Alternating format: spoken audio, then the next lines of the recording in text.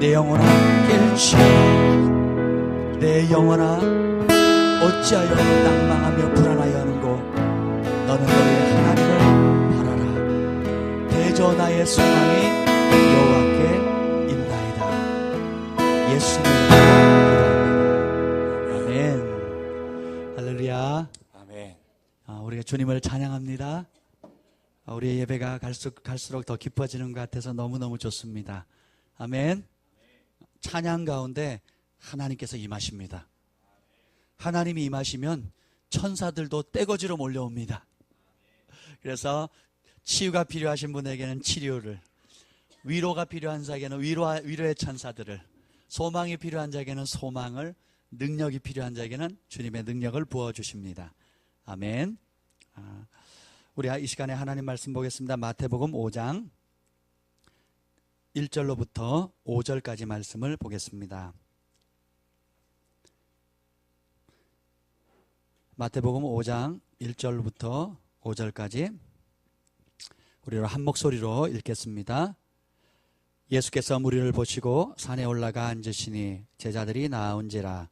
입을 열어 가르쳐 이르시되 심령이 가난한 자는 복이 있나니 천국이 그들의 것이며 애통하는 자는 복이 있나니 그들이 위로를 받을 것이며 온유한 자는 복이 있나니 그들이 땅을 기업으로 받을 것이며. 아멘. 거기까지 보겠습니다. 아멘. 지금 우리가 실시간 방송을 하고 있는데 또 실시간으로 방송을 보면서 함께 예배를 드리고 기도하는 분들이 있습니다. 할렐루야. 실시간으로 보시는 여러분도 예수님의 이름으로 환영하고 축복합니다. 여기에 있는 은혜의 갑절의 은혜가 임하시기를 축복합니다. 아멘. 오늘은 그 심령이 가난한 자의 축복에 대해서 말씀드리고 싶습니다. 예수님께서 이 땅에 오셔가지고 30년 동안 숨어 지내셨어요. 다르게 표현하면 30년 동안 평범한 삶을 사셨다는 것입니다. 과부를 돌보는 맏아들로, 아비 잃은 고아로, 그리고 많은 동생을 거느린 10대 소년 소녀 가장으로 예수님께서는 우리가 처할 수 있는, 사람이 처할 수 있는 가장 어려운 것들을 예수님도 동일하게 겪으셨다는 것입니다.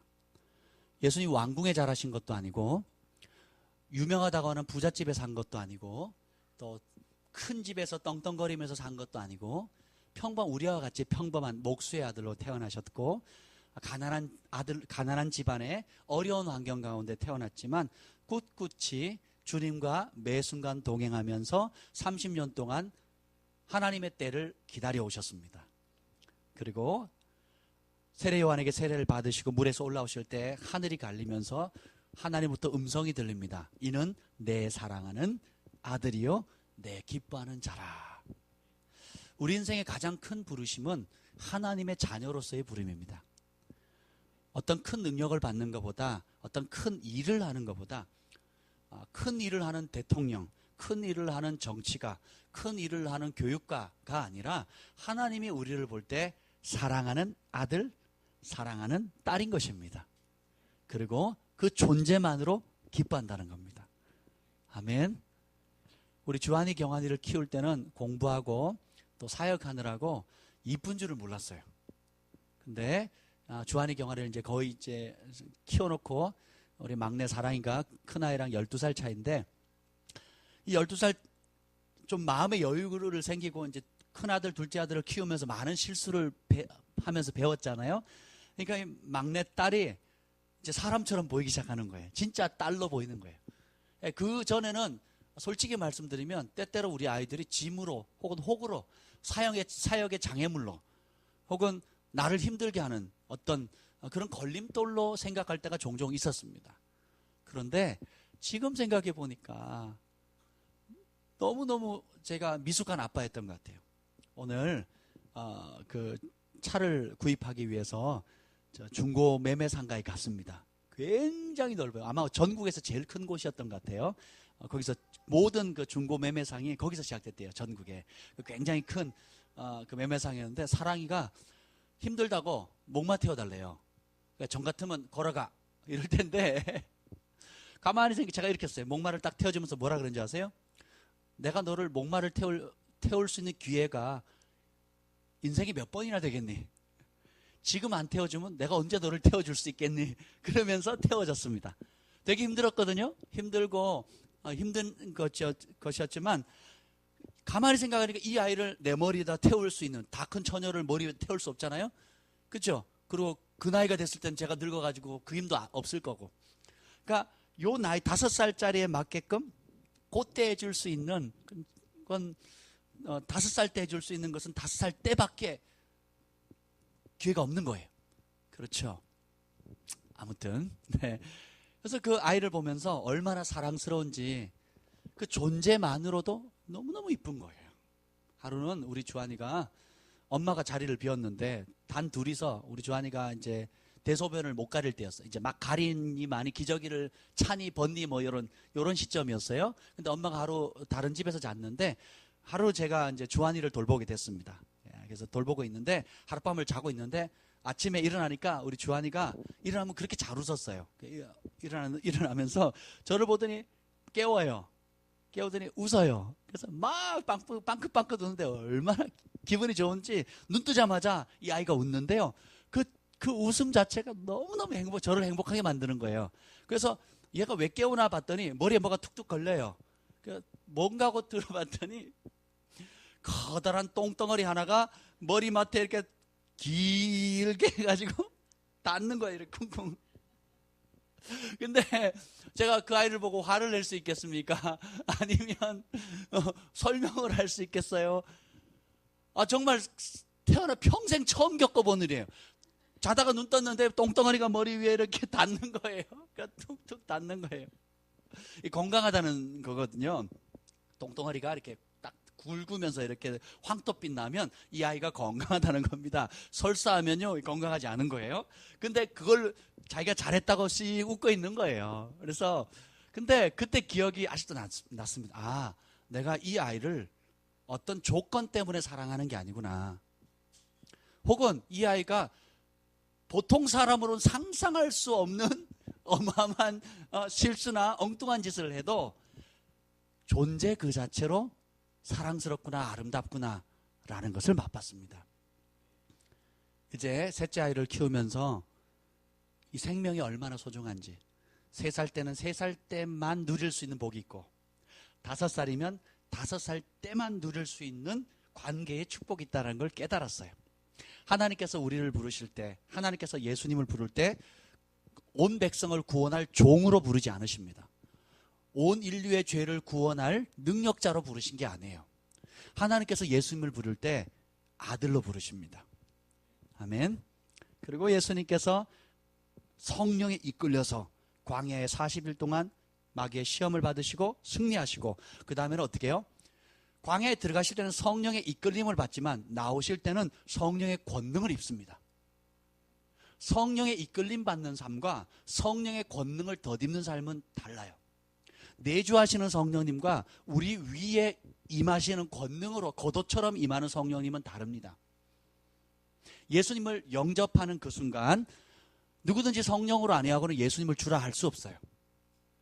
진심으로 예수님이 구원자다, 내 죄를 사하셨다, 다시 오실 만왕의 왕이시다, 만주의 주시다라고 내 영 깊숙이 믿게 하는 그 믿음의 역사는 성령의 역사입니다.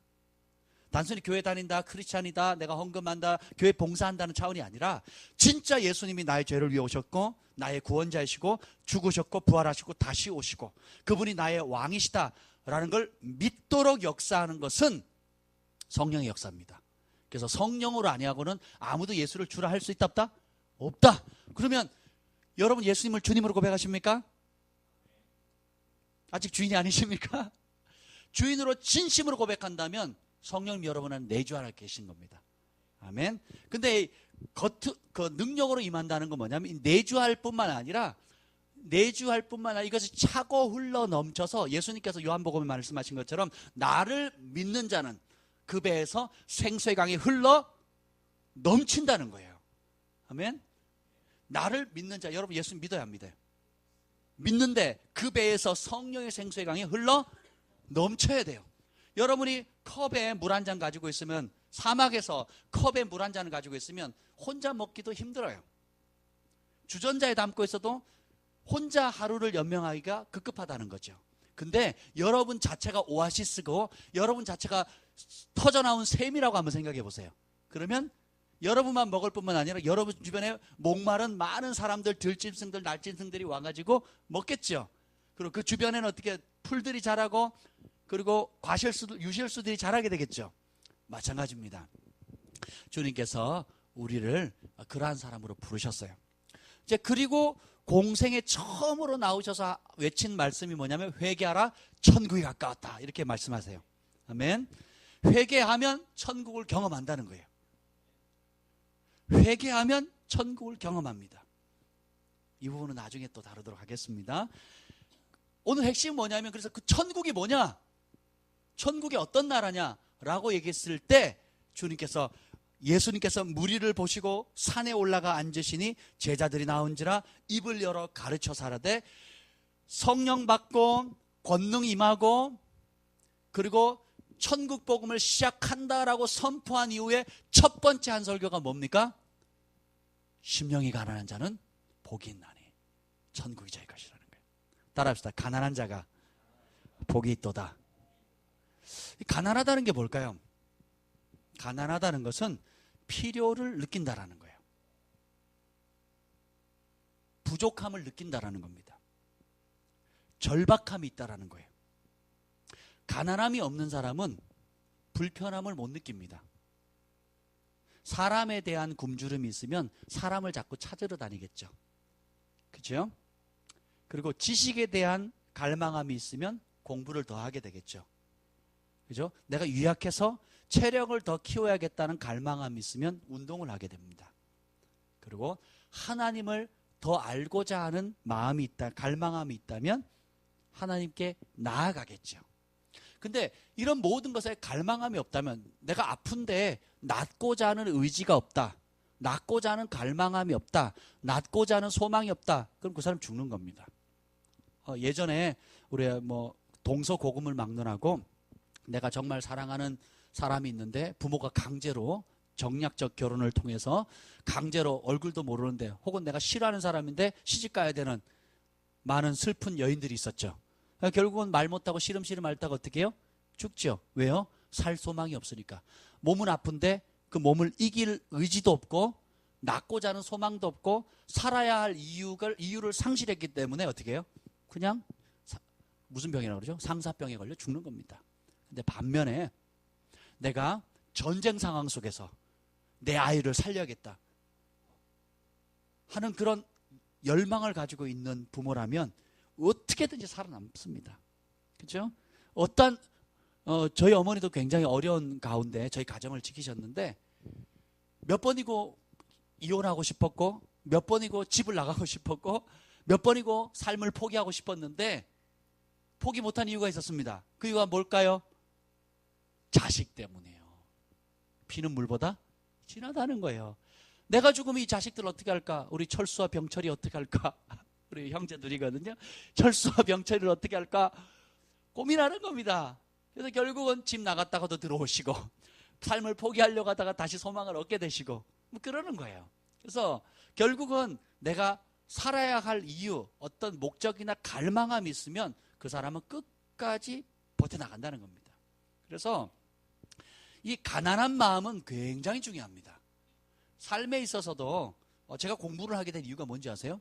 제 친구들이 저를 무시했어요. 친구들이 나는 공부 때문에 사귄 게 아닌데 제 친구 중에 한 친구 나는 누구보다 공부 잘한다? 나는 누구보다 공부 잘한다?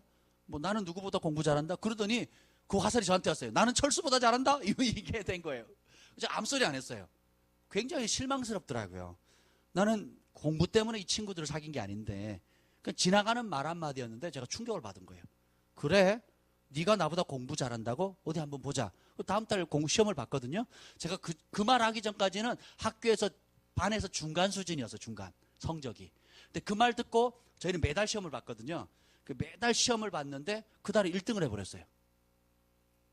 얼마나 정신적 충격을 받았는지 그냥 공부 열심히 했거든요. 1등을 해버린 거예요. 그러니까 난리가 난 거예요. 누가 제일 충격받았겠어요? 아니요, 제가 제일 충격받았어요. 나는 1등을 할 수 있는 존재가 아니다. 그런 머리도 없고 그런 열심을 한 것도 아닌데 기적이 일어난 거예요.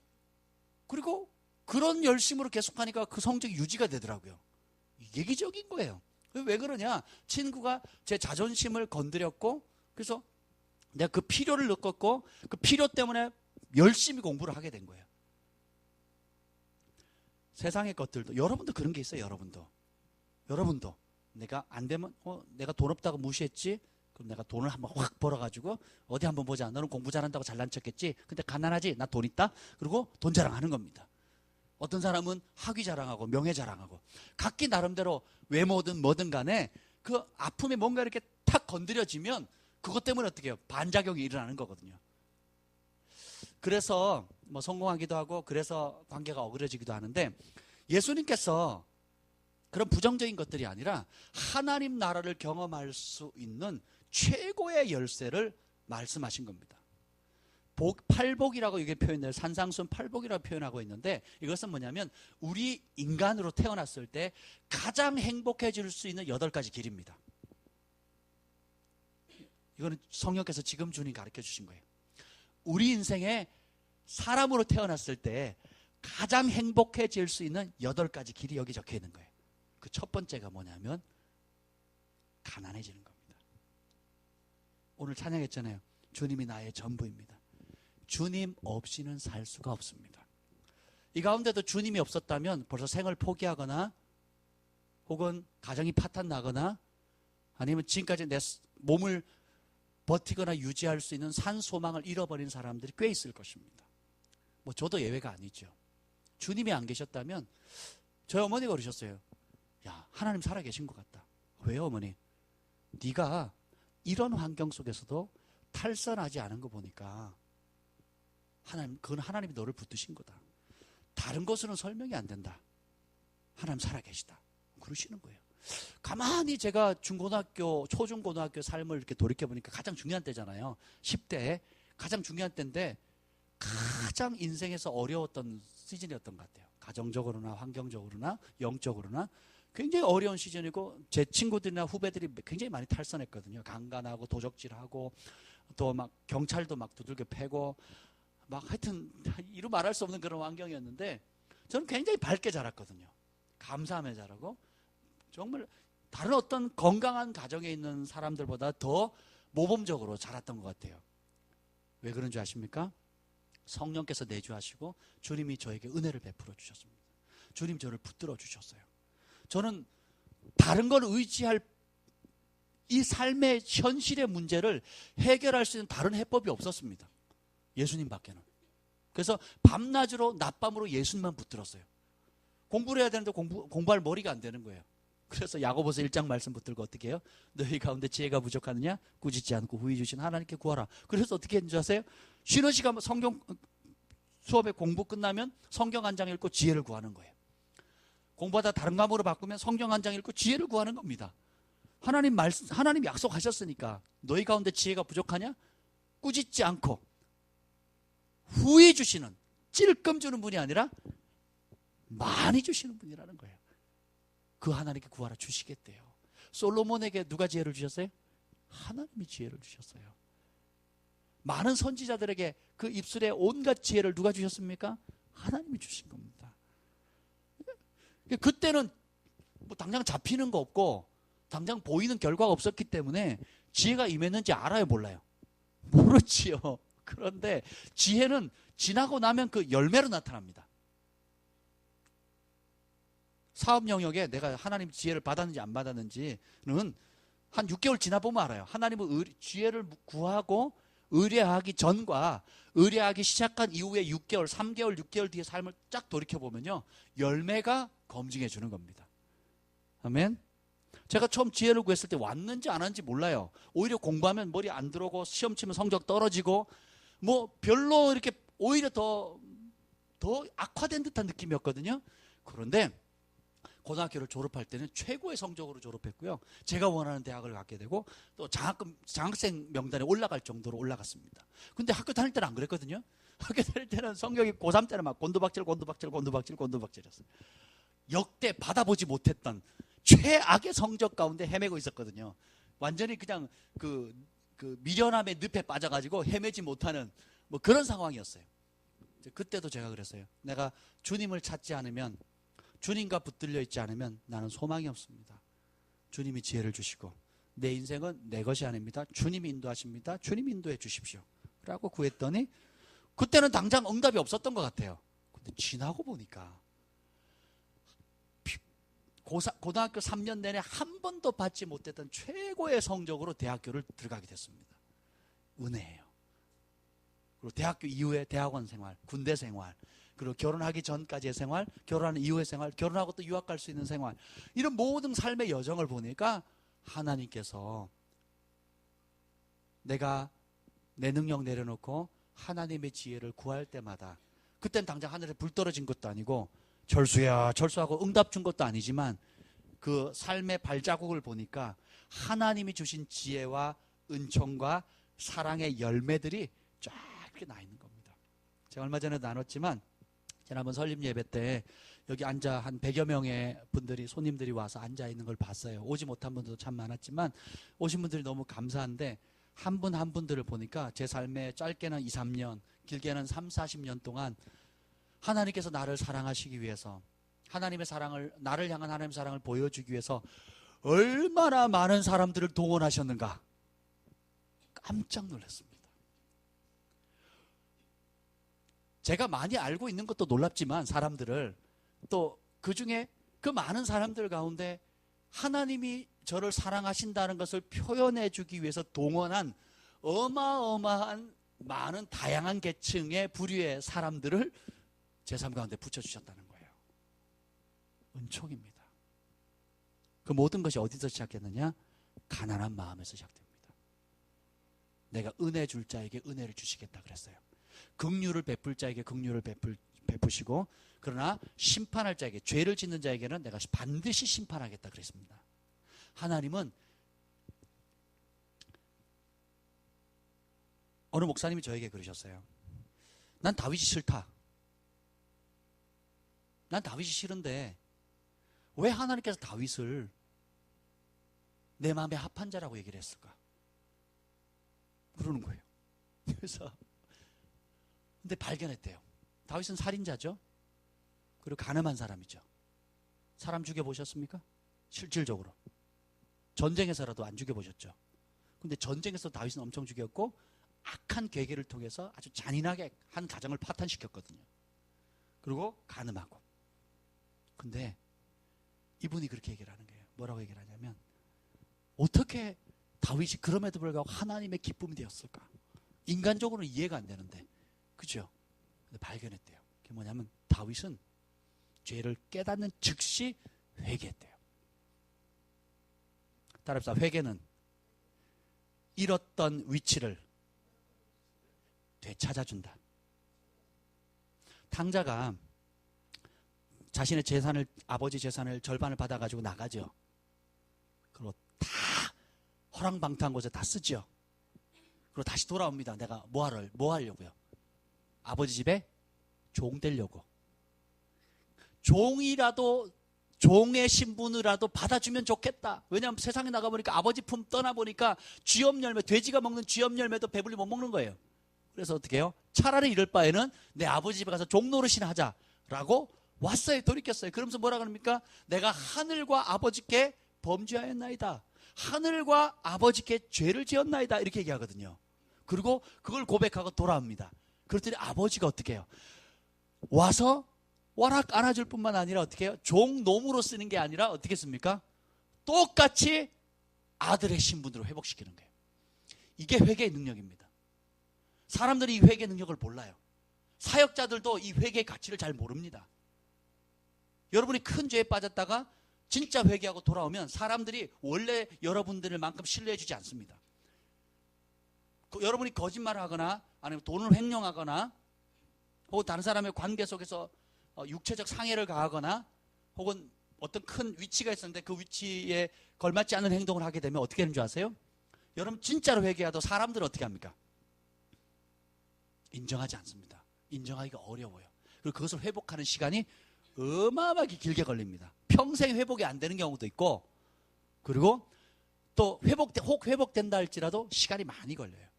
근데 우리가 하나님 나라의 법을 알게 되면 하나님 나라의 법은 어떻습니까? 내가 회개하는 그 즉시 어떻게 해요? 신분이 회복됩니다. 원래의 자리로 회복되는 거예요. 아멘. 그래서 하나님 은혜의 보좌 앞에 어떻게 나가요 우리가? 담대. 여러분이 오늘 범죄한 거, 어제 범죄한 거, 혹은 습관적으로 범한 거, 반복적으로 범죄하는 것들이 만약에 그걸 생각한다면 담대히 나아갈 수 있어요, 없어요? 없어요. 근데 예수님의 보혈을 의지해서 진짜 그 즉각적으로 회개하고 돌이키면 어떻게 돼요? 은혜의 보좌 앞에 담대히 나가는 겁니다. 그래서 그런 찬양 있잖아요. 은혜로만 들어가네, 은혜로만 산다네. 우리의 노력이 아닌 어린 양의 보혈로 나가는 겁니다. 그래서 그것이 믿음이에요. 죄를 여전히 사랑하면서 회개했다라는 말은 아닙니다. 죄를 단을 끊고 하나님을 향해서 돌아가는 것입니다. 자, 이제 여러분들이 하나님을 향해서 갈망함을 갖는 것이 굉장히 중요합니다. 갈망함의 그릇이 준비되어지는 만큼 하나님께서 쏟아 부어주셔요. 이것이 굉장히 중요합니다. 갈망함의 우물을 파셔야 돼요. 갈망하면 그것이 준비되어지는 그곳에 갈망하는 그것을 얻게 됩니다. 다르게 표현하면 오늘 성경에 보면 여러 인물들이 나오는데 안나는 자식이 없었어요. 그래서 어떻게 합니까? 그의 소원은 자식을 얻는 겁니다.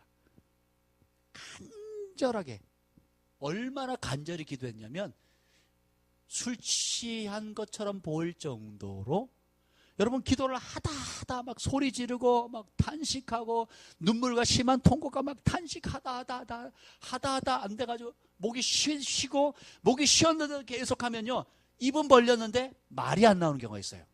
저도 그런 기도 많이 했거든요.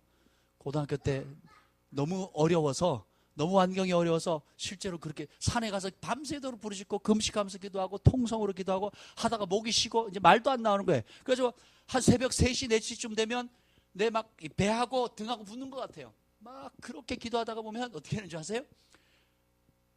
입은 벌리고 말은 하려고 하는데 말은 안 나와요. 그래서 입만 뻥긋뻥긋 하는 겁니다. 안나가 그렇게 기도했어요. 그렇게 간절히 기도했어요. 왜요? 마음이 가난했거든요. 뭐에 대해서? 하나님 주시는 자녀를 원했기 때문에. 그랬더니 어떻게 해요? 하나님이 선지자라는 선물을 줍니다. 아들을 넘어서서 역사상 전무후무한 강력한 선지자를 그에게 줘요. 얼마나 강력했냐면 그가 하는 말이 하나도 땅에 헛되이 떨어지지 않은 거예요. 다시 말하면 사무엘이 하는 모든 말은 하나님 말씀이 돼버리는 거예요. 이야, 이런 차원의 선지자는 정말 세기적인 선지자입니다. 세계적인 선지자가 아니라 세기적인 선지자예요. 우리가 말에 실수가 있고 부분적으로 성취가 될 수 있고 틀릴 수도 있잖아요. 근데 그가 하는 말은 하나도 땅에 떨어지지 않는 겁니다. 그 출발이 어디서 시작됐어요? 가난한 마음, 그리고 그것을 그 가난한 마음이 어디서 오느냐? 갈망하면서 옵니다. 갈망하면서 12년간 혈루증을 앓은 열대를 혈루증을 앓은 여인이 있어요. 성경에 보면 여인들이 참 많이 나옵니다. 여인들이 하나님께 참 많이 인정을 받아요. 왜 그래요? 끈질기거든요. 여자가 한을 품으면 온유월에도 서리가 내린다. 왜요? 될 때까지 서리 내려라 할 때까지 하거든요. 안 되면 귀신이 돼서라도 서리를 내리려고 전설의 고향에 나옵니다. 왜 그렇습니까? 정말 필요하다고 갈망하고 정말 필요하다고 느끼면 마음이 가난해지는 거예요. 그래서 율법도 깨뜨리고 많은 사람들 앞에 나가면 안 돼요. 사람들이 접근하면 나는 부정합니다라고 외쳐야 되는데 그것을 깨고 어떻게 해요? 난 나아야겠다 라고 가는 겁니다. 따라서 병은 단순한 병으로 끝나지 않는다. 가족 중에 한 사람이 병들거나 혹은 여러분들이 병이 들면 여러분만의 고통으로 끝나지 않습니다. 이 여인이 남편이 있었을 것 같아요. 남편과의 관계가 어려워집니다. 자녀가 있었다면 자녀의 관계가 어려워집니다. 자녀를 돌봐야 되는데 오히려 자녀들이 부모님을 돌봐야 되는 상황이 되어버리는 거예요. 그러니까 병은 하나님이 주신 게 아니에요. 병은 절대적으로 마귀가 준 겁니다. 병은 절대로 하나님이 우리를 훈련시키려고 주는 게 아니에요. 그래서 여러분들은 병을 거부하셔야 됩니다. 병이 걸리면 하나님 나를 가르치기 위해서, 나 교훈하기 위해서, 절대로 그렇게 생각하시면 안 됩니다. 병은 마귀가 준 겁니다. 하나님 병을 창조하지 않으셨어요. 사단이 죄로 말미암아 병을 준 겁니다. 아멘. 그래서 여러분, 병들면 얼마나 고통인지 몰라요. 그래서 12회를 혈증하는 여인은 이 여인만의 고통이 아니라 가족들이 수치를 당하고 자신도 수치를 당하고, 그러니까 가족관계, 모든 가정이 깨어지고 대인관계, 사람들 관계, 모든 게 어그러집니다. 그나마 생각해보세요. 12년간 하혈하는 병을 걸렸다고 생각해보세요. 그렇잖아요. 여러분 가끔 어쩌다가 한번 변비든지 아니면 여러 가지 이유로 하혈을 조금만 해도 불안하잖아요. 제 친구가 밴쿠버에 있는데 피가 계속 나는 거예요. 남자 그 목회자인데 놀래가지고 병원에 갔더니 막 심각한 거예요. 그래서 나중에 한국까지 들어와서 막 검사를 받고 막 검은 혈변을 보는 거예요. 검은 혈변을 막 보니까 놀래가지고요. 그러니까 불과 몇 주 안 되는 그 사이였는데 놀래가지고 막 어찌할 바를 모르는 겁니다. 근데 12년간 하혈했다고 생각해 보세요. 얼마나 괴로웠겠습니까? 근데 그것이 치유에 대한 갈망함, 삶에 대한 갈망을 일으켰고, 그 갈망함이 우리의 마음을 가난하게 만듭니다. 따라합시다. 갈망이 우리의 마음을 가난하게 만듭니다. 또 하나의 여인이 나오는데 그 수로보닉의 여인이 나옵니다. 이방인 여인이죠. 자기 딸이 뭐 들렸죠? 귀신이 들립니다. 귀신 들린 사람 본 적 있는 분? 손 들어보세요. 한 분, 두 분, 세 분. 자, 우리 자매님들은 못 봤죠? 귀신 들린 사람하고 같이 지내고 싶을까요? 피하고 싶을까요? 피하고 싶을 거죠. 같이 지내고 싶어요? 귀신 들린 친구랑 친구하고 싶어요? 여러분, 가족 중에 귀신이 들리면 가족들도 힘들어합니다. 귀신은 둘째치고 치매라든지 알츠하이머라든지 또 뭐 이렇게 불편한 또 뇌출혈이라든지 뭐 여러 가지 몸을 움직이지 못하는 병에 걸리면 가족들도 너무너무 힘들어요. 가족도 같이 고통당하는 겁니다.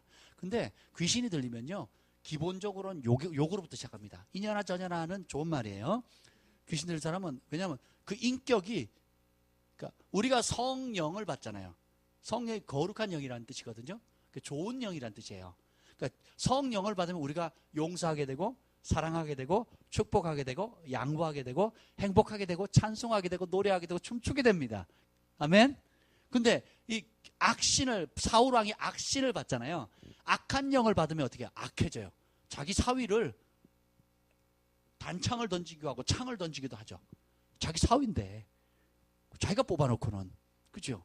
그리고 자기 사위를 죽이려고 몇천 명의 특수부대를 파견합니다. 몇 년 동안 사위 죽이려고.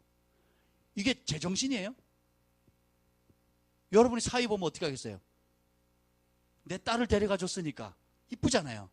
그리고 사위는 100년 손님이라 그러잖아요.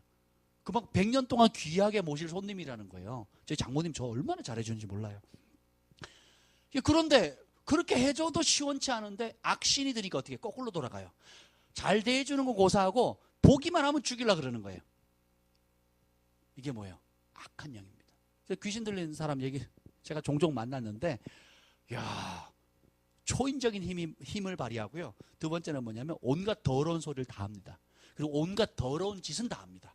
그리고 자신의 수치를 몰라요. 왜냐하면 그 인격이 악한 영에 사로잡혔기 때문에 그렇습니다. 근데 수로보네 그 여인이, 남자가 그래도 봐줄만 해요, 남자들은. 근데 딸이, 그러니까 얼마나 수치해요. 그 딸이 시집 갈 수 있겠어요? 못 가겠어요? 여기 형제들이 없으니까, 이미 다 결혼하신 분들이니까 잘 모르겠는데, 우리 천준이를 귀신 들린 처녀한테 장가 보내겠어요? 그게 제정신이겠어요?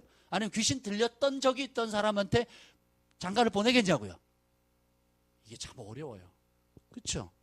근데 이 여인은 절박했습니다. 그래서 어떻게 해요? 예수님 앞에 오니까 예수님 쳐다도 안 봐요. 쳐다도 안 보시면서 그 긍휼이 많으신 예수님께서 쳐다도 안 본다니까요. 그래서 고쳐달라고 하니까 뭐라 그런지 아세요?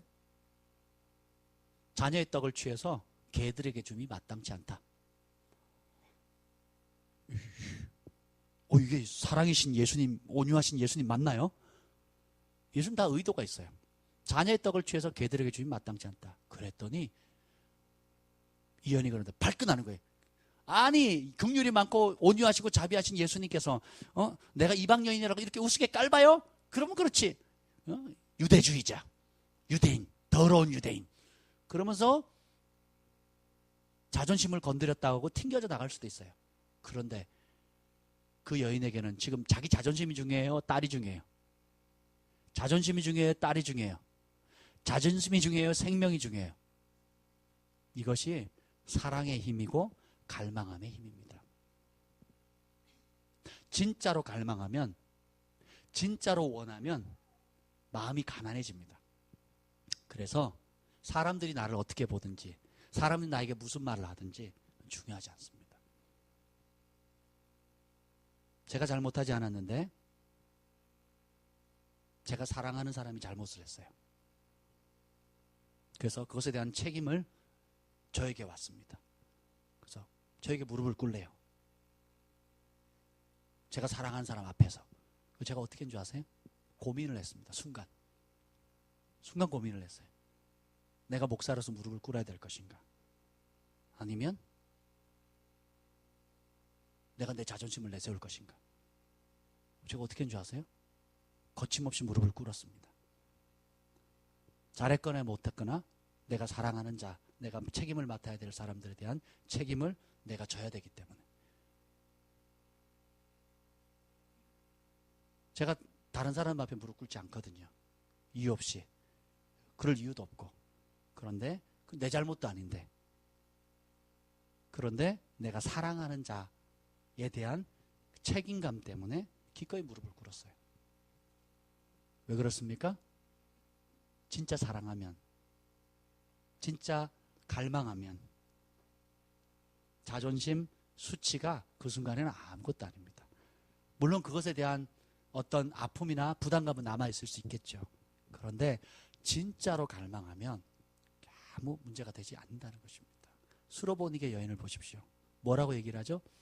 주인의 떡을, 자녀의 떡을 개에게 줌이 맞지 않다. 개라 그랬어요. 개. 말 그대로 개예요. 여러분이 제가 여러분에게 개 같은 자매에게 내가 우리 교회 오지 마. 우리 교회는 자녀들만 올 수 있는 거예요. 너 같은 개 오면 안 돼. 이렇게 얘기했다고 한번 생각해 보세요. 가히 상상을 못하는 일이에요. 그런데 어떻게 합니까? 그분의 말이, 그 수로보니게 여인의 반응이 무엇입니까? 심플해요. 개들도 주인의 밥상에 떨어져 있는 부스러기를 먹습니다. 부스러기라도 줬사오니 내 딸을 고쳐주십시오. 그때 예수님께서 태도가 확 바뀌어집니다. 딸아, 복이 있다. 내 믿음이 너를 구원하였다. 그래서 확 칭찬하십니다. 평안히 가라. 왜요? 가난함의 힘입니다. 갈망함의 힘입니다. 정말 소원하는 것을, 정말 소원하잖아요. 그럼 정말 갈망하게 됩니다. 정말 갈망하면 그 갈망함 때문에 낮아지고 낮아지고 낮아지고 낮아집니다. 내가 주님 앞에 낮아지고 낮아지고 낮아지고 낮아지면 주님이 높여주고 높여주고 높여주고 높여주십니다. 내가 스스로 높아지면 높아진 만큼 크게 자빠지지만, 내가 낮아지면, 스스로 낮아지면 낮아진 만큼 주님은 높이십니다. 주님이 높이시면 낮출 자가 없고, 주님이 낮추시면 높일 자가 없는 것입니다. 따라합시다. 모든 존귀함은 주께로부터 온다. 아멘. 성경의 걸음더미에서 왕궁으로 올리시잖아요. 하루아침에. 이것이 하나님의 은총입니다. 문제는 우리가 그만큼 갈망하지 않는다는 거예요. 우리가 구원해야 될 가족들, 남편, 부모님, 형제들, 진짜로 갈망하고 진짜로 그 영혼을 사랑하고 진짜로 그 영혼에 대한 탄식함이 있다면, 나의 수치, 내가 멸시당하는 것, 내가 불편한 것들 아무 어려움 되지 않는다는 거예요. 친구가 중풍병에 걸렸으니까 다른 내 친구들이 들것에 매여가지고 왔는데 들어갈 데가 없어요. 그래서 지붕 뚫었잖아요. 지붕을 뚫어서 내렸잖아요. 대가를 지불하겠다는 겁니다. 친구들이 합심했을 뿐만 아니라 남의 지붕 뚫면 이거 믿음 대단하네, 착하네, 그럽니까? 여러분 위층에서 지금 구멍 뚫으면 우리가 아이고 믿음 대단하네 그러겠어요? 변상하라 그러겠죠. 당장. 그럼 되냐고. 여러분 진짜 사랑하고 진짜 갈망하면 진짜 가난해지는데 그것 때문에 어떻게 대가도 기꺼이 지불하게 되는 거예요. 핵심은 여러분들이 하나님을 얼마나 경험할 수 있느냐는 얼마나 갈망하느냐에 달려있는 것입니다. 주님께서 저에게 그러셨어요. 갈망은 내가 너에게 준 은총의 선물이다 그러셨어요. 어떤 형태든 주님을 향해서 갈망하는 게 있잖아요. 태가 열리지 않는 여인에게는 태를 열어달라고, 가족 중에 구원받지 못한 사람에게는 구원해달라고, 수로보니게 여인처럼 내 딸이 귀신 들렸는데 구원해달라고, 내가 열뇌를 하혈하는 병에 걸렸는데 나를 고쳐달라고. 어떤 형태든지 간에 여러분들이 진짜로 갈망하게 되면 다른 사람이 눈에 안 들어옵니다. 해답을 주시는 그분께 온전히 초점을 맞추는 거예요. 가난해지면 어디든지 배울 수 있습니다. 가난해지면 어디든지 배울 수 있어요. 저희가 예언학교를 하고 또 우리가 모임을 할 때 참 저희에게는 저희 사명 중에 하나는 그건 같아요. 저 평생 학교를 해왔거든요. 지금까지. 그러니까 학교와 사역을 늘 같이 했어요. 사역과 학교, 학교와 사역을. 어떻게 하다 보니까 그렇게 됐어요. 지금도 그렇거든요. 저는 한 번도 그렇게 의도해 본 적이 없는데 하나님께서 길을 열어주셨습니다.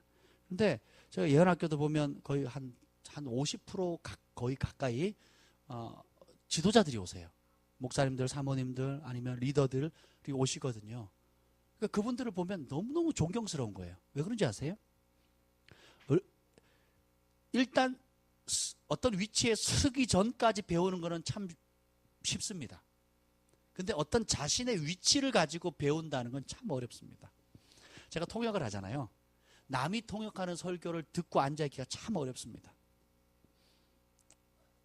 왜냐하면 제가 통역자로 서 있기 때문에, 그리고 많은 곳에서 통역을 하고 있기 때문에 잘하든 못하든 통역자의 위치로 어느 정도 위치가 있기 때문에 아무리 다른 사람이 해도 그 자리에 앉아가지고 정말 사모함으로 다른 사람, 일반 사람들이 사모함에 갈망하면 듣는 것처럼 제가 사모함으로 듣기가 쉽지 않아요. 왜냐하면 이미 마음이 그 위에서 내가 어느 정도 섰다라고 생각하는 잠재의식이 있기 때문에 그렇습니다. 근데 진짜 갈망하는 사람들은 그게 안 들어와요. 내가 진짜 주님의 음성을 듣기를 원합니다. 정말 건강하고 바른 예언 사역을 배우기를 원합니다. 하고 모든 직분이나 위치를 내려놓고 학생으로서 그 자리에서 배우는 거예요. 시간을 들이고 물질을 들여서 배우는 겁니다. 아멘. 하나님 나라에서는 낮아지는 자는 높아지고 높아지는 자는 낮아진다 그랬잖아요. 그렇죠? 그래서 여러분이 마음을 얼마나 가난하게 갖느냐에 따라 하나님의 은혜는 깊이 쌓이는 겁니다. 그래서 그 갈망함과 가난한 마음의 우물을, 땅을 얼마나 깊이 파느냐가 여러분의 그릇이 되는 거예요. 바울을 보면 내가 이미 이루었다 함도 아니고 내가 어느 목표에 이르렀다는 게 아니잖아요. 이전 것은 지나갔고 뒤에 있는 일은 다 버리고 어떻게 해요? 표대를 향해서 앞만 보고 달려가는 겁니다. 왜요? 그래도 갈 길이 너무너무 멀어요.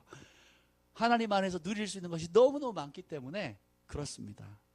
그렇죠? 여러분 이전에 쓰던 흑백TV, 제가 시골에 살 때 흑백TV가 있었거든요. 흑백TV 동네에 하나 있었어요. 동네 다리 달린 흑백TV 문 열고 닫는 동네 하나 있었는데요. 저녁 6시부터 해가지고 뭐 밤 한 12시까지 몇 시까지 했는지 몰라요. 딱 시간이 정해져 있었거든요. 그러면 동네 아이들이 다 모입니다. 우리 시대 최고의 인기 만화는 짱가였습니다. 짱가. 짜짜짜짜짜 짱가 엄청난 기운이 틀림없이 솟아난다 이랬거든요. 그거 보려고요 막 난리도 아닙니다. 학교 끝나면 막 달려와가지고 동네에 한두 대 있는 그 집에 가가지고 그 TV를 봤어요. 그런데 문제는 뭐냐면 지금은 그 흑백 TV 구경하기도 어려워요. 왜요? 3D TV가 나왔거든요. LED, LCD 막 뭐 온갖 3D 막 이제 4D 막 나온다 그러잖아요. 그러니까 흑백 TV 줘도 안 갔죠. 하나님의 세계와 그와 같습니다. 이전에 받은 은혜가 아무리 좋고 이전에 받았던 경험이 아무리 좋았다 할지라도 하나님은 아침마다 새롭고 늘 새로우니 주의 성실함이 큼이라 그랬거든요. 주님께서는 날마다 새로운 일을 하기를 기뻐하시는 분이세요. 이전에 경험했던 하나님의 말씀의 능력이 커요. 이전에 경험했던 예배 때 받는 은혜, 말씀의 은혜, 여러분 개인적으로 기도하면서 받는 은혜가 큽니다. 그러나 흑백TV예요. 따라서 옛것은 지나갔다. 3년 전에 먹던 밥 오늘 드시겠어요? 3일 전 밥도 안 먹으려고 그럴걸요? 그렇죠? 그래서 하나님께서 만나를 언제 주셨어요? 매일 주셨어요. 매일 신선하고 새로운 만나 묵혀두면 썩어버려요. 하루도 못 넘어가는 겁니다. 그래서 내가 영적으로 깨어있느냐 죽어있느냐를 판단한 중요한 잣대, 가장 중요한 잣대 중에 하나가 뭔지 아세요? 내가 지금도 갈망하고 있는가? 하나님의 은혜를 갈망하는가? 하나님 음성 듣기를 갈망하고 있는가? 하나님 말씀을 더 배우기를 갈망하고 있는가? 기도하기를 갈망하고 있는가? 하나님을 의뢰하기를 갈망하는가? 더 친밀해지기를 갈망하는가? 주의 얼굴 보기를 갈망하는가? 주님과 동행하기를 갈망하는가? 어제 그 영동제일교회 제가 존경하는 목사님을 모시고 갔습니다. 그래서 그 집회를 안 다니신 지 꽤 되셨어요. 그래서 가기를 싫어하신다는 걸 제가 알기 때문에 좋은 집회가 있어도 초청을 안 했습니다. 근데 어제는 굉장히 의미 있는 분이었기 때문에 제가 전화를 했어요. 그래서 같이 만나가지고 집회를 참여했습니다. 참여를 했는데 그분이 참여하기 전에 뭐라 그런지 아세요? 아, 바쁜 일이 있어서 중간에 일찍 나가야 되겠습니다. 그랬어요. 그런데 참여하시더니 어떻게 된 줄 아세요? 저희가 먼저 나왔습니다. 우리 집이 멀어가지고 나오고 그분은 끝까지 참여하시고 은혜 받으셨어요. 그리고 이제 조슈아 밀즈 집회할 때 또 오시겠대요. 할렐루야. 그래서 왜냐하면 그분은 치유사역자인데 하나님이 강력한 임재와 치유가 있었거든요. 베닌 목사님한테도 기름 부음 받고 또 여러 가지 굉장히 제가 몇 년 전에 영적으로 데미지를 입거나 어려움 당하면 그분 교회 가서 예배만 참석해도요 막 영이 막 살아나고 그랬거든요. 근데 지금은 그런 게 없어요. 왜냐하면 스스로 그걸 닫으셨거든요. 그런데 어제 다시 그것이 열리기 시작했습니다. 그래서 갈망함이 열리는 거예요. 왜냐하면 어제 굉장한 치유들이 났거든요. 치유 간증할 때 저희가 이제 아이 때문에 먼저 나와야 됐는데 나왔는데 끝까지 남아서 그 집회를 참여하시는 겁니다. 왜요? 다쳤던 전에 있었던 그 갈망함의 씨앗들이 다시 죽었던 그 갈망함의 씨앗들이 다시 되살아난 겁니다. 그래서 갈망하기 시작하는 거예요. 치유. 그래서 허리가 아프셨는데 오늘 아까 전화했거든요. 허리가 아프셨는데 허리가 나으셨대요. 아멘. 어제 막 지식의 말씀으로 허리 치유한다 그랬거든요. 허리가 나으셨다고. 그분이 뭐 대기업 가가지고 대기업의 중직들 말씀 전하고 치유 사역하셨던 분이거든요. 교회에서가 아니라 일터에서 유명한 삼성이니 뭐니 이렇게 대기업들 있죠. 거기 리더들 모아놓고 말씀 전하고 치유 사역하면 거기서 치유가 일어나고 그랬단 말이에요. 한동안 안 하셨죠. 한동안은 말씀만 전했다고요. 교회는 부흥했습니다. 근데 물고기는 물에 살아야 돼요. 그렇죠? 새는 공중에서 날아다녀야 됩니다. 근데 다른 거 해도 잘하시지만 그분의 원래 가장 큰 부르심 중에 하나가 치유인데 그걸 안 하셨거든요. 근데 이게 깨어나기 시작한 겁니다. 왜요? 이제는 갈망, 무감각했던 내가 덮어둔 환경과 상황에 따라서 덮어뒀던 그 갈망함이 다시금 일깨워졌기 때문에 그렇습니다. 여러분, 여러분들도 갈망함이 없다면 내 영이 죽어가고 있다는 거예요. 저주가 뭡니까? 갈망하기를 멈추는 겁니다. 하나님을 갈망하기를 멈추는 거예요. 그걸 다른 표현으로 뭐라 그러는지 아세요? 부부가 서로 사랑하기를 멈춘 거랑 똑같습니다. 그 부부 행복하겠어요? 남편은 돈만 갖다 벌어주면 돼요. 기러기 아빠처럼. 아내는 그냥 아이들 데리고 그냥 선진국에서 아이들 키우면서 희희낙낙하면서 즐거운 선진 문화를 누리면 됩니다. 그 가정이 행복할까요? 대부분 깨집니다. 제가 많이 봤거든요. 유학하면서. 제가 학생들 가르쳤으니까 가정이 다 박살납니다. 그래서 한국은 기러기 아빠가 열심히 돈 벌어서 주지만 어떻게 해요? 그리고 캐나다 가서는 아이들하고 아내는 행복하게 삽니다. 누리면서. 돈 떨어지면 돈 보내라 그러고. 그래서 막 골프 치고 뭐 온갖 편안한 삶, 안락한 삶 다 삽니다. 남편 없어도 돼요. 남편은 뭐 하는 존재예요? 돈만 붙이면 되는 거예요. 돈 버는 기계예요. 돈 버는 기계. 그러니까 남편은 안 보내줄 수도 없고. 그렇잖아요. 생각을 해보세요. 부부관계에서 서로를 향한 갈망함, 서로를 향한 사랑, 서로를 향한 필요를 못 느낀다면 그 부부가 행복하겠습니까? 그렇죠. 행복할 수 없죠. 하나님과 우리와의 관계도 마찬가지입니다. 예수님 우리의 신랑이시고 우리가 그분의 신부인데 그 사이에 갈망함이 이전보다 식었다면 기도에 대한 갈망, 말씀에 대한 갈망, 찬양에 대한 갈망, 그분과 동행하고자 하는 갈망, 그분을 의지하고자 하는 갈망, 그분을 기쁘시게 하고자 하는 그 갈망. 그죠? 처음 사랑을 받았을 때 받았던 그 갈망함 한번 생각해 보세요. 그래서 예수님께서 첫 번째 복이 뭐라 그랬습니까? 마음이 가난한 자가 복이 있도다. 뭐라고 나와 있어요? 천국이 뭐예요? 예수님이 계신 곳인데 예수님은 모든 걸 가지고 계시잖아요. 다시 말하면 여러분들이 마음이 가난해져서 갈망하게 되면 꼭 필요한, 천국은 다 필요한 것들 있잖아요. 그 수로보니게 여인에게 문제는 뭐예요? 자녀의 귀신이 떠나가는 거잖아요. 천국에 귀신이 없으니까 귀신이 떠나가고 온전한 영이 임하는 것이고, 하혈하는 병에 12년 동안 고생했으니까 의원들한테 얼마나 고생당했어요. 근데 그 사람에게는 건강한 게 천국이 임하는 겁니다. 그래서 마음이 가난하면, 갈망하면 마음이 가난해지고, 마음이 가난해지면 찾게 되고, 찾게 되면 수치나 주변의 사람들의 평판 눈에 안 들어옵니다. 뭐만 보여요? 주님만 보이거든요. 주님 없이는 못 삽니다. 주님이 나의 전부입니다. 주밖에 나의 마음을 네 알아주리요. 제가 핍박당할 때, 또 같이 사역할 때 다른 사역자들한테 오해받을 때, 또 가정생활할 때도 어려움이 있을 때 제가 자주 불렀던 찬송이요. 내가 잘했든 못했든 주님밖에 나의 마음을 알아줄 자 누구십니까? 주님을 의지하여 지혜를 얻으리. 의뢰함으로 그때그때 필요한 지혜를 받는 거예요. 이건 학교에서 배우는 게 아닙니다. 대학교에서 박사학위, 석사학위로 얻을 수 있는 지혜가 아니에요. 박사학위, 석사학위 하면서도 사업 망하고 인생 망한 사람 얼마나 많은지 몰라요. 우리에게는 박사학위, 석사학위가 필요한 게 아니고 뭐가 필요해요? 주님의 지혜가 필요한 겁니다. 누구에게? 주님은 자기를 의뢰하는 자, 찾는 자에게 꾸짖지 않고 후히 주시는 겁니다. 그 모든 열쇠가 뭐예요? 가난한 마음입니다. 가난하면 천국을 경험합니다. 배부르면 천국일 필요가 없는 거예요. 주님께서 그래서 뭐래요? 환자에게 뭐가 필요하다고요? 의원은 누구에게 필요해요? 환자에게 필요한 거예요. 의원은 예수님이에요. 환자는 우리예요. 해야 예수님이 역사하는 겁니다. 천국을 필요로 해야 천국이 역사하는 거예요. 가치를 발견하는 것. 진짜 인생의 가치가 있는 것이 무엇인지를 발견하고 그 가치의 무게를 아는 것이 중요해요. 얼마 전에 우리 어젠가요? 우리 미령자매가 문자를 하나 이렇게 보내왔어요. 그래서 이 영적인 우리가 함께 시작을 하고 또 영적인 아비와 어미로서 배울 수 있는 기회를 갖게 된 거에 대해서 하나님께서 깨달음을 주셨대요. 그리고 기도하다가 이 교회에 많은 영혼들이 오는 것들을 봤대요. 그래서 저희를 격려해 주는 문자를 보내왔어요. 굉장히 제가 답글을 보냈어요. It's awesome. 이렇게 It's awesome.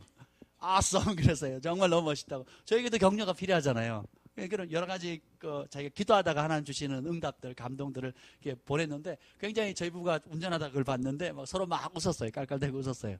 그러니까 이 말은 뭐냐면 가치 있는 것을 가치 있는 것으로 발견했다는 거예요. 그러면 그 가치 있는 것을 소중히 여기게 됩니다. 가치 있는 것을 발견하지 못하면 시간 낭비, 돈 낭비, 고라신과 벳세다 화했을진저 너에게 행했던 기적과 이적을 소돔과 고모라에게 했다면 소돔과 고모라가 지금까지도 존재했을 거다. 내가 가장 많은 권능을 너에게 행했는데 너희가 회개하지 않는다. 그래서 너는 음부에까지 떨어지겠다. 이렇게 얘기를 하거든요. 예수님이 직접 가서 예수님이 직접 권능을 행했는데 사람들은 반응이 냉담한 거예요. 왜 그래요? 나사렛에는 선한 것이 날 수 없다. 이렇게 얘기하는 거예요. 그런데 사마리아 사람들은 틀립니다. 빌립이 갔을 때 도시 전체가 뒤집어지죠. 예수님이 갔을 때 도시 전체가 뒤집어져요. 왜요? 가치 있는 것을 가치 있는 것으로 볼 수 있는 눈이 있었기 때문에 그렇습니다. 가치 있는 것을 가치 있게 다루는 법을 알았기 때문에 그래요. 도시 전체의 부흥이 옵니다. 사도행전에도 도시 전체의 부흥이 오는 첫 번째 도시가 뭔지 아세요? 사마리아입니다. 사마리아. 예루살렘 다음으로 사마리아에 놀라운 부흥이 옵니다. 왜요? 갈망하기 때문에. 가치를 발견하는 것이 중요하고 가치를 귀하게 여기는 게 중요합니다. 그러면 어떻게 되는지 아세요? 따라합시다. 그 가치를 얻기 위해 대가를 지불한다. 수로보니게 여인은 수치스러운 말을 감당을 합니다. 혈루증 여인은 율법을 깨고라도 많은 무리들 앞에 다가옵니다. 안나는 어떻게 합니까? 이루어질 때까지 그걸 기도하잖아요. 그렇죠? 베다니의 마리아는 300데나리 향유를 깨뜨립니다. 왜요? 예수님이 그럴 가치가 있다는 걸 발견했기 때문에 그렇습니다. 기도할 가치를 발견하게 되면 밤을 새서 기도해요. 봉사의 가치를 아는 사람은요, 어떤 희생을 치러도 봉사합니다. 그죠? 찬양의 가치를 아는 사람은 24시간 밤낮으로 찬양합니다. 여러분들이 하나님 안에서 누릴 수 있는 천국의 가치를 인식하고 그것에 대한 가치를 얻기 위해서 갈망하고 가난한 마음을 품는 만큼 여러분들이요, 그걸 누리게 되고 대가를 지불하게 되고 지불한 만큼 또 얻게 되는 겁니다. 아멘. 심었을 때 주는 복을 받는 그 가치를 아는 사람은 심어요. 그렇죠? 그러니까 기도할 때 하나님 주시는 복의 가치를 아는 사람은 기도합니다. 여러분들은 지금 무엇을 갈망하고 있습니까? 여러분들은 지금 어떤 것에 굶주려 하고 있습니까? 여러분은 지금 무엇을 계속 생각하고 있습니까? 여러분 오늘 하루를 지내면서 가장 많이 생각한 게 뭡니까? 그것이 진짜 여러분이 갈망하는 거예요. 염려든 걱정이든 욕심이든 비전이든 뭐든 간에 여러분들이 오늘 가장 많이 생각하며 시간 보낸 그것이 여러분이 갈망하는 거예요. 근데 주님은 여러분이 가장 하루 종일 많이 갈망하는 그것이 바로 예수님이기를 원하세요. 왜냐하면 예수님이 오늘 기도하다 그랬는데 여호와의 눈이 연초부터 연말까지 그 시선이 고정되어 있다 그랬죠. 여호와의 백성 가운데. 그 신명기 나오거든요. 우리가 이 교회에 처음 왔을 때 첫 예배 드릴 때 주신 말씀이세요. 연초부터 연말까지 나의 눈이 이곳을 떠나지 않겠다. 그러셨거든요. 감사하잖아요. 그런데 주님이 원하시는 게 뭔지 아세요? 여호와의 눈이 연초부터 연말까지 그 시선이 우리에게 고정되어 있던 것, 채널 고정되어 있는 것처럼 우리도 연초부터 연말까지 시선이 그분과 함께 고정되기를 원하세요. 그래서 심령이 가난한 자는 복이 있나니 천국을 경험하게 되는 것입니다. 아멘. 여러분 안에 있는 지옥은 뭡니까? 지옥 같은 게 있죠. 지옥 같은 부분이 있거든요. 남편이 지옥이고 아버지가 지옥이고 또 공부가 지옥이고 또 관계가 지옥이고 재정이 지옥이고 온 자식이 지옥이고 여러 가지 지옥 덩어리가 있어요. 근데 어떻게 해요? 그 자리에 마음을 낮추시고 주님을 구하세요. 오늘 이 밤에 우리가 마음을 낮추는 시간입니다. 심령이 가난해지는 겁니다. 천국에 많은 보물들이 있는데 많은 보석 같은 진리들과 약속과 축복들이 있는데 이것들 가운데 우리가 마음을 얼마나 가난하게 갖느냐, 얼마나 그 가치를 소중히 여기느냐, 그 가치를 발견하느냐에 따라 내가 대가를 지불하게 됩니다. 이 밤에는 기도를 심는 것이고 또 믿음을 심는 것입니다. 예배함을 심을 때에 하나님께서 마음이 가난한 자에게 천국을 부어주실 것입니다. 천국은 죽어서 누리는 무엇이 아니에요. 지금 오늘 이 순간 여러분이 가난해지는 그 자리에 임하는 것입니다. 어떤 아이에게는 태의 축복으로, 어떤 사람에게는 관계의 축복으로, 어떤 사람에게는 재정의 축복으로, 어떤 사람은 주님을 대면하는 축복으로, 어떤 사람에게는 새로운 비전으로. 아멘. 예, 오늘 이 밤에 오신 여러분을 축복합니다. 기도하겠습니다. 기도할 때, 여러분 이 시간에 기도할 때 주님 내게 갈망함을 주시옵소서, 목마름을 주시옵소서.